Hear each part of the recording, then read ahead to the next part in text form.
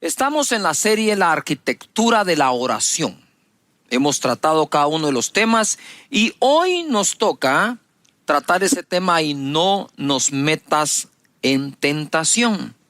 Para cerrar un poquito el tema anterior de perdónanos, quisiera llevarlos a Mateo capítulo 18, verso 20 y que pongamos atención a esto. Luego iremos a y no nos metas en tentación. Porque donde están 2 o 3 congregados en mi nombre, ahí estoy yo en medio de ellos. Y es justo lo que en esta temporada hemos hecho en casa, ¿verdad? Donde 2 o 3 están congregados en su nombre, ahí está el Señor. Entonces se le acercó Pedro y le dijo: Señor, ¿cuántas veces perdonaré a mi hermano que peque contra mí? ¿Hasta 7? Jesús le dijo: no te digo hasta 7, sino aún hasta 70 veces 7. Y yo me preguntaba, ¿quién puede pecar u ofender a una persona 70 veces 7 al día? Son 490 veces. Es que ni siquiera tienes 490 interacciones con otra persona durante el día. Pero Jesús lo lleva a ese extremo para decirnos, entre líneas, perdonad todo, a todos. Ese perdón tiene la parte de liberación a la persona que nos ha ofendido o ha pecado contra nosotros, pero también conlleva una sanidad del alma del que perdona. Se requiere humildad para pedir perdón y se requiere humildad para otorgarlo también. Eso nos reconecta también con personas. Así que es importante, y lo decía también porque si celebramos la cena del Señor, todo eso tiene que ver con perdón. Tiene que ver con reconexión. Entonces, ojo, donde 2 o 3 estén congregados en mi nombre. Mira lo que hizo Pedro. En cuanto Jesús le dijo, donde 2 o 3 se congreguen en mi nombre, ahí estoy yo. Y Pedro dijo, ay, congregarnos. Ay, no, gente, Juan, Jacobo, a veces me caen tan mal. Señor, disculpa, ¿hasta cuántas veces debo perdonar a mi hermano? ¿Por qué pregunta él inmediatamente por el perdón a alguien en el momento en que Jesús dijo de congregarse? Porque no estamos exentos, ninguno de nosotros que nos congregamos, a ofender y a ser ofendidos, ¿verdad? Así que es importante esto. Ahora, en esa arquitectura del Padre Nuestro, donde toca esos 9 temas, el Señor es nuestro Padre, su nombre es santificado, su reino debe venir, su voluntad hacerse en la tierra como en los cielos. Entonces estamos listos con la fe después de haber puesto nuestros ojos en Él, de haber adorado su nombre, de reconocer que Él es quien es. Entonces estamos listos para pedir la provisión. Luego de eso vamos a pedir perdón, porque decíamos que Dios primero es Padre, después es juez. Pero nuestra conciencia nos juega unos juegos interesantes. Nos obliga a pedir perdón antes de pedir el pan. Pero tu Padre te dice, hey, con confianza, pídeme tu pan. Ahora arreglemos cuentas. ¿No es hermoso Dios? Es que es Padre nuestro, ¿verdad? Y luego de eso, entonces, cuando ya hemos pedido perdón, ahora es no nos metas en tentación. Es decir, ya pequé, pero necesito dejar de pecar. Quiero comenzar con esta historia para que veamos lo importante que es. En Juan capítulo 8, verso 3, la Biblia nos da un gran ejemplo. Entonces los escribas y los fariseos le trajeron una mujer sorprendida en adulterio. Y poniéndola en medio le dijeron, maestro, esta mujer ha sido sorprendida en el acto mismo del adulterio. Y en la ley nos mandó Moisés a apedrear a tales mujeres. Tú pues, ¿qué dices? Mas esto decían tentándole para poder acusarle. Si te das cuenta, aquí Jesús está sufriendo una tentación. Por eso cabe dentro del tema. Pero Jesús, inclinado hacia el suelo, escribía en tierra con el dedo. Y como insistieran en preguntarle, se enderezó y dijo, el que de vosotros esté sin pecado, sea el primero en arrojar la primera o la piedra contra ella. E inclinándose de nuevo hacia el suelo, siguió escribiendo en tierra. Pero ellos, al oír esto, acusados por su conciencia, Salían uno a uno, comenzando desde los más viejos hasta los más postreros. Y quedó solo Jesús y la mujer que estaba en medio. Hay un momento en que si hemos pecado, se hace necesario estar a solas con Jesús, ¿verdad? Hay un momento para pedir perdón a quien ofendes, pero hay un momento en que debemos estar a solas con Él. Por eso la oración. Entra en tu aposento, en tu dormitorio, en tu sala, en el lugar, espacio que has escogido para orar, y cierra la puerta. Y tu Padre que ve en secreto, ahí, ese es el momento. Y dice acá, cuando quedaron solos, ¿dónde están los que te acusaban? ¿Ninguno te condenó? Ella dijo, ninguno, Señor. Entonces Jesús le dijo, ni yo te condeno, vete y no peques más. Lo que procedía en ese momento era decir, Señor, y ayúdame a no caer en tentación una vez más. Es importante que entonces nosotros podamos hacer incluso una lista. Hay que hacer cosas prácticas, créame. Una lista de aquellas cosas a las cuales tiendes más a ser tentado. Y allí entonces pedirle, Señor, líbrame de la tentación.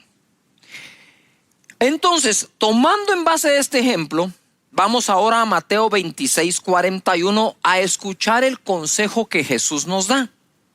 Jesús le dice a los discípulos, velad y orad para que no entréis en tentación. El espíritu a la verdad está dispuesto, pero la carne es débil.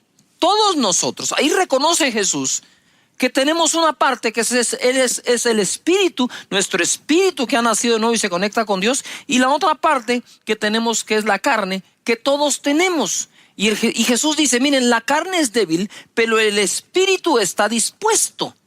Lo que Pablo vivió al final de sus días fue esto mismo. Él dijo, he hallado un mal que está en mí, que con la carne sirvo al pecado, mas con el espíritu sirvo a Dios. Y dice, miserable de mí, porque de verdad es que se siente como una miseria entre aquellos que estamos buscando santificarnos y pecamos en algo. Y para aquellos que buscamos a Dios, cuando pecamos nos sentimos mal. Y estoy seguro que te pasa también. Y cuando servimos a Dios nos sentimos bien. Entonces, hablando con un joven, él me decía, mira, el pastor me dice, tengo espíritu y tengo carne. Y estos dos batallan el uno con el otro. ¿Quién va a ganar? Me dijo. Pues dímelo tú, le digo yo. Aquel a quien yo alimente más. Entre más alimentas el espíritu, ¿verdad?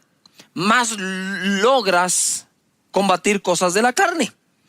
Jesús, ojo, Jesús fue tentado por aquellas personas, mira esto, para hacerlo caer en una trampa.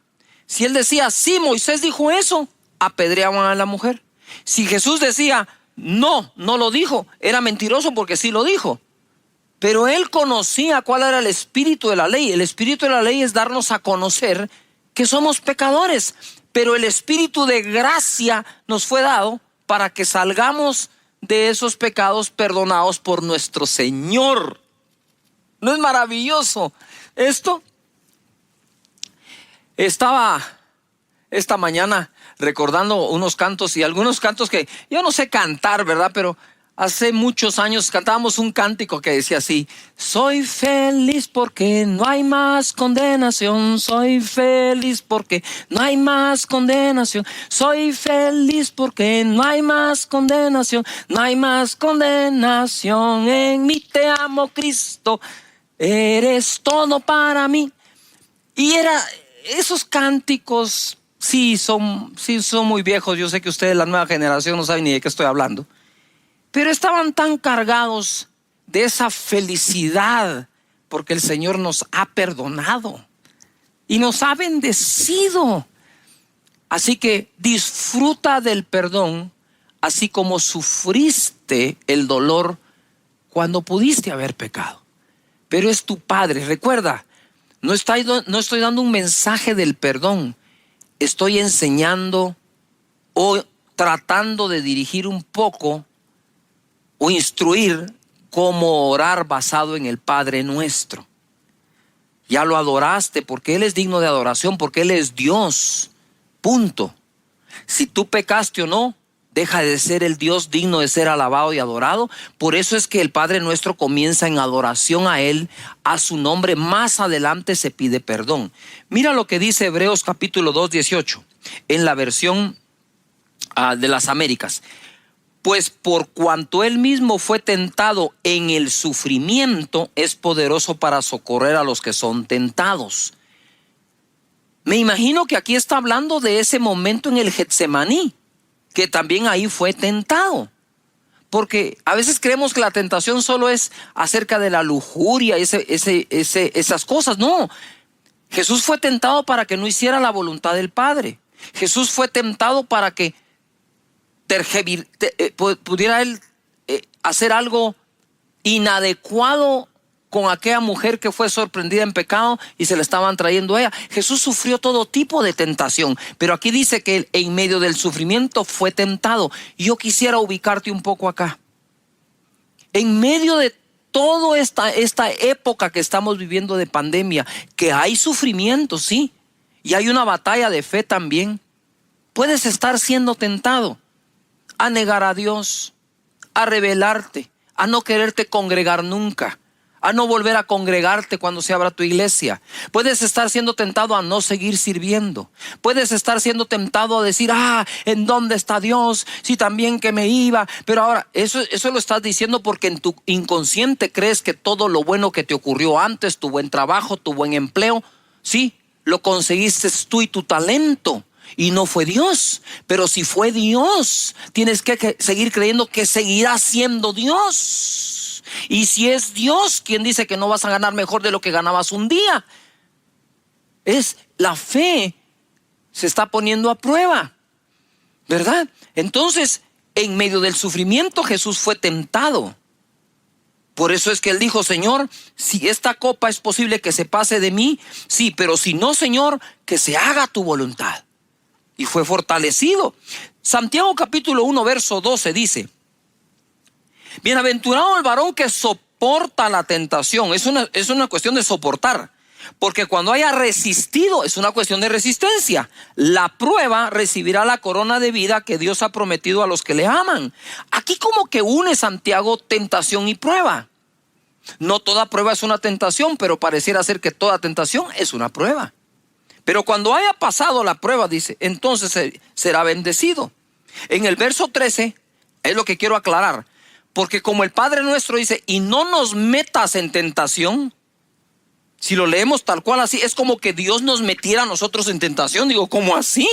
¿Verdad? Si bien es cierto, el Espíritu de Dios, el Espíritu Santo, guió a Jesús al desierto para ser tentado, es porque Él habría sido probado, porque era el Redentor de la humanidad. Y tenía que ser encontrado sin pecado para que al derramar su sangre perdonara a los nuestros, ¿verdad? Entonces mira, quiero sacarles de esa duda. Es terrible, el mismo diablo la podría usar para decir, Dios te está tentando. Porque no has leído que dice, y no me metas en tentación, como que fuera Dios el que nos va a meter. Entonces ahora aclara la escritura en el verso 13 de Santiago 1. Cuando alguno es tentado, no diga que es tentado de parte de Dios. Se lo leo de nuevo. Cuando alguno es tentado, no diga que es tentado de parte de Dios. Porque Dios no puede ser tentado por el mal. Ni Él tienta a nadie. Sino que cada uno es tentado cuando de su propia concupiscencia es atraído y seducido. Quiere decir que casi toda tentación tiene su fundamento en nosotros mismos. Que dice, es tentado y seducido, es atraído de su propia concupiscencia. Verso 15. Entonces la concupiscencia, después que ha concebido, da a luz el pecado, y el pecado siendo consumado da a luz la muerte. 16. Amados hermanos míos, no erréis. Toda buena dádiva y todo don perfecto desciende de lo alto del Padre de las luces, en el cual no hay mudanza ni sombra de variación. En la versión Dios habla hoy, dice el verso 13: cuando alguno se sienta tentado a hacer lo malo, no piense que es tentado por Dios, porque Dios ni siente la tentación de hacer lo malo, ni tienta a nadie para que lo haga. Al contrario, uno es tentado por sus propios malos deseos que lo atraen y lo seducen. Verso 17, también la versión Dios habla hoy: y todo lo bueno y perfecto que se nos da viene de arriba, de Dios, que creó los astros del cielo. Dios es siempre el mismo, en Él no hay variación ni oscurecimiento, no hay tinieblas. Lo que nos está tratando Santiago es de sacarnos de toda duda acerca si Dios nos pone en tentación o no. No, porque Él no puede ser tentado por el mal y por lo tanto no tienta a nadie para que haga lo malo. Y luego dice: de Dios lo que viene es todo don perfecto que desciende de lo alto del Padre de las luces, en el cual no hay tinieblas ni variación. Él es el mismo de ayer, de hoy y de siempre. Entonces en Él tenemos nuestro refugio y nuestra ayuda. Esto empezó desde el inicio, desde Adán y Eva. Mira lo que dice Génesis 3:9. Mas Jehová Dios llamó al hombre y le dijo: ¿dónde estás tú? Eso fue después de que pecaron, comieron del árbol que le había dicho Dios que no comieran de él. Dice: y le respondió: oí tu voz en el huerto y tuve miedo.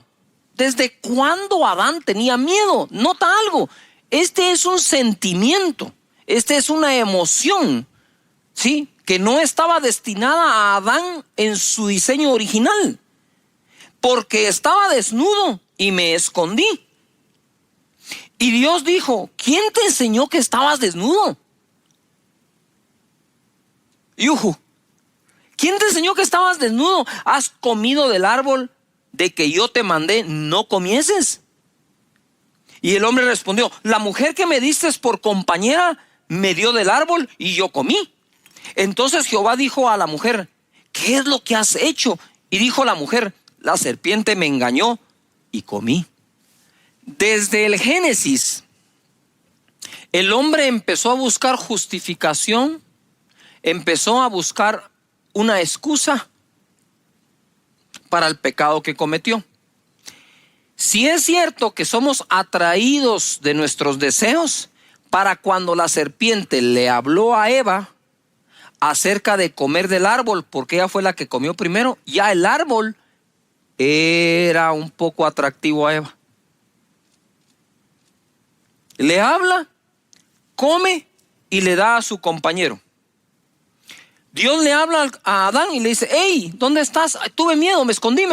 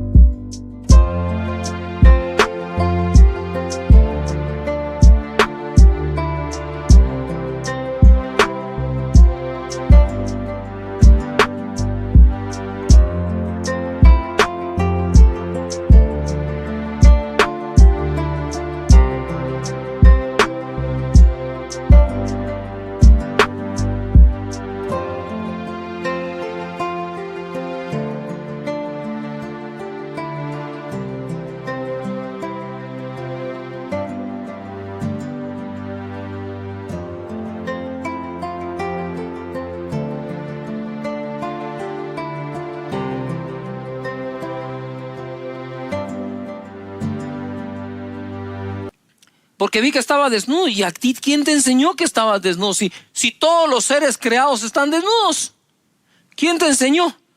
Es que la mujer que me diste, ojo, la mujer que me diste, lo que estaba diciendo es: tú me metiste en tentación, Señor. No, Él no va a tentar a nadie.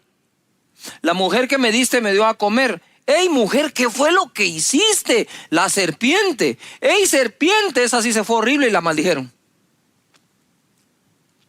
¿verdad? Entonces, nosotros muchas veces culpamos a otros como personas, a otras personas y otras cosas de lo que nos puede estar ocurriendo. Jesús fue tentado, dice el verso 1 de Mateo capítulo 4. Entonces Jesús fue llevado por el Espíritu al desierto para ser tentado por el diablo. Y después de haber ayunado 40 días y 40 noches tuvo hambre, y vino a él el tentador. Y entonces pasa toda la tentación que Jesús tuvo. Y en el verso 10 entonces Jesús le dice: vete, Satanás, porque escrito está: al Señor tu Dios adorarás y a él solo servirás. Y el diablo entonces le dejó, y aquí vinieron ángeles y le servían. Paréntesis: no dejes de servir a Dios por nada. Mira cómo se defendió Jesús. Se defiende Jesús del mismo Satanás diciendo: Satanás, vete, vete, porque está escrito: al Señor tu Dios, ¿qué? Adorarás. Padre nuestro que estás en los cielos, santificado sea tu nombre. Adoración. Y a él solo servirás. Venga tu reino. Todos los días oro: Señor Padre, que todas las personas que tienen su grupo, que no los cierren, que los sigan teniendo, que no entren en esa tentación, que te sirvan, porque yo estoy seguro que si buscan primero su reino, lo demás será añadido. Que nadie deje de hacerlo, Señor, que entiendan que primero es tu reino y después la añadidura. De eso se trata esto. ¿Y cómo fue que Jesús logró que Satanás se fuera? Cuando le dijo: escrito está: al Señor tu Dios adorarás y a él solo servirás. Por lo tanto, estar adorando y sirviendo, yo diría, no es negociable. Te protege, te guarda, ¿verdad? Si haciéndolo tropezamos sin hacerlo, estamos en mucho riesgo. 11. El diablo entonces le dejó, y aquí vinieron ángeles y le servían. Jesús, Dios, está a favor nuestro para sacar nuestra vida adelante. Así que cuando estamos orando a Dios, porque esto se trata de aprender a orar, estamos: Señor, no nos metas en tentación. Tengo claro que jamás será Dios, ¿verdad? Así que, Padre, te pido que me ayudes, Señor.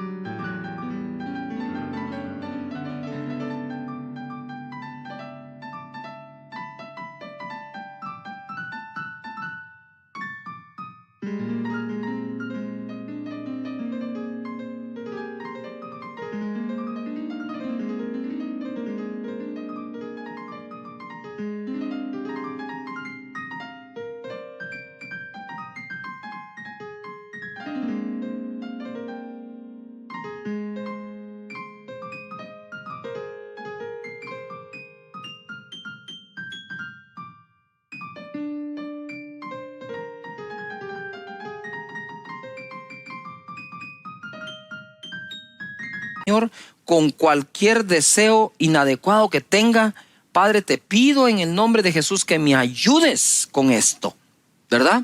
Y que busque a tu rostro y tener cosas claras que incluso puedes decir a él reconociéndolo. Hebreos 2:17, wow.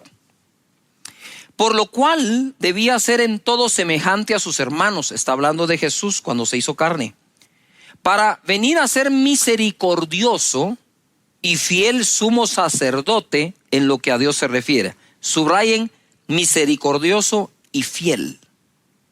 Él es nuestro sumo sacerdote, que es fiel y misericordioso, para expiar los pecados del pueblo. Eso es una cosa: perdón del pueblo, expiación. 18. Pues en cuanto él mismo padeció siendo tentado, es poderoso para socorrer a los que son tentados. Por lo tanto, no dejes, Señor, que sea tentado, pero si está siendo tentado, Él es el poderoso para darte el socorro en medio de eso. En la versión Dios habla hoy dice: y como Él mismo sufrió y fue puesto a prueba, ahora puede ayudar a los que también son puestos a prueba. Es decir, aquí esta versión se va de ser tentado a ser probado, ¿verdad?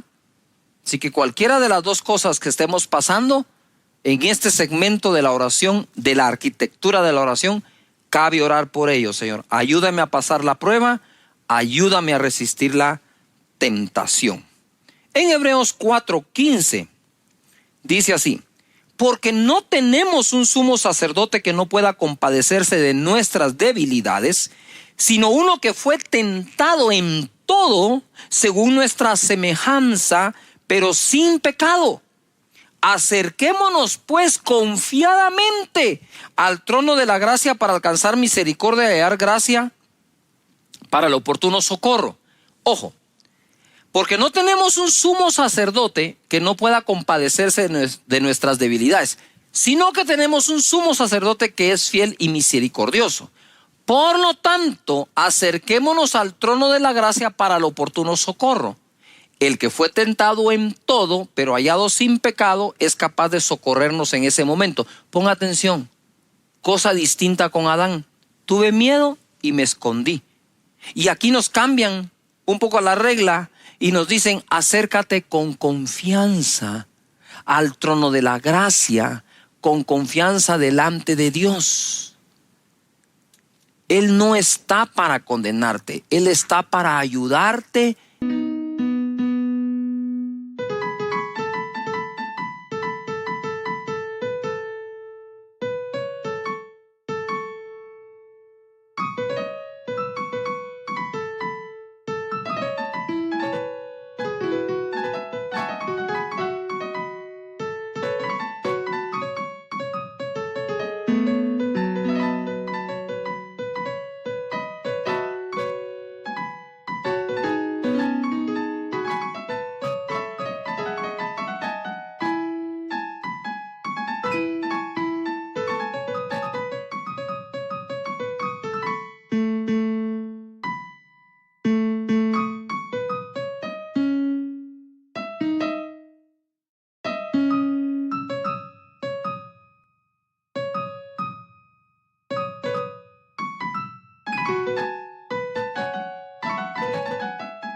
Sacarte adelante, perdonarte y darte las fuerzas para vencer eso que tanto te fastidia.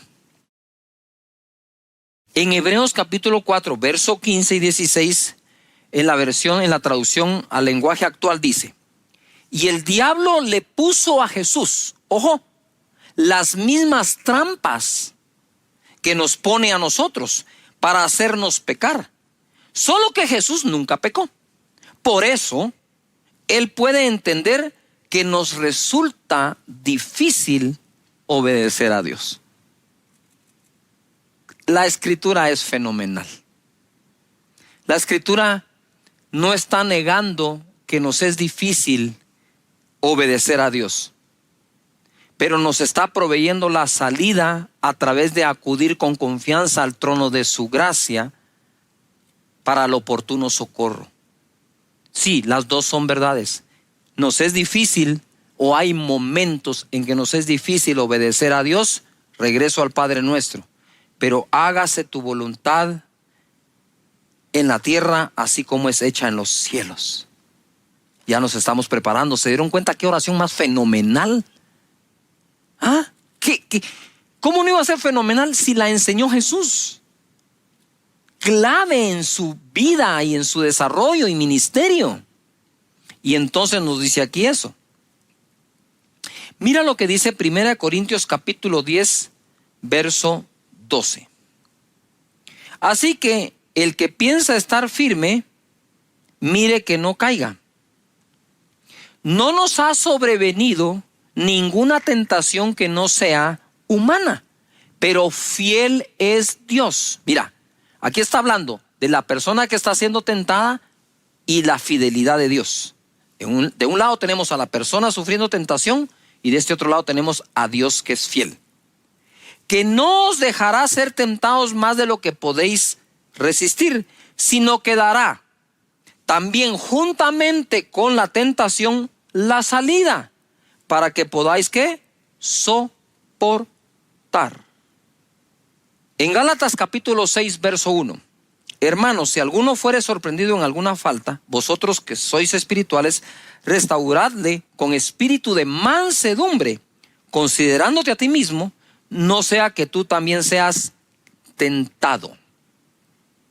Ojo, cuando hablamos y le decimos al Señor, Señor, y líbranos de la tentación, una de las maneras en que nos ejercitamos para librarnos de la tentación es no juzgar y condenar al que ya cayó en una tentación, sino que ayudar.